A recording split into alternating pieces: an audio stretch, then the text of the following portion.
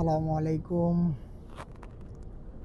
অনেকদিন পরে, অনেকদিন না, মাঝে মধ্যে আসলে ক্যাম্পাসে আসা হয়। আমার পিছিয়ে হলো যে আমাদের ডিপার্টমেন্ট রাষ্ট্রবিজ্ঞান, তো আসলে দেখানো হয় না। হুম, আজকে আসলাম রেজিস্ট্রেশন করতে। আসলে পড়ালেখার আসলে বয়স হয় না, এটা এটা আসলে সত্য কথা।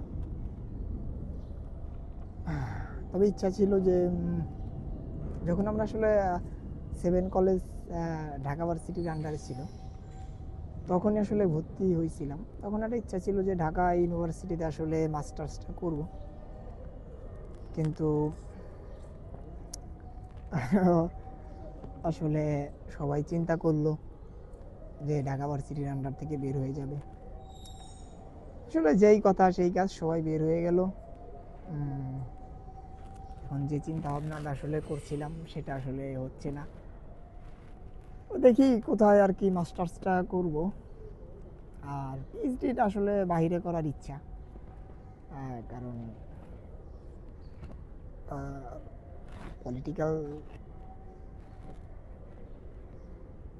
আয়ারল্যান্ডে আসলে করার ইচ্ছা আর কি, পিএইচডিটা। দেখা যাক আল্লাহ আসলে কপালে কি রাখছে,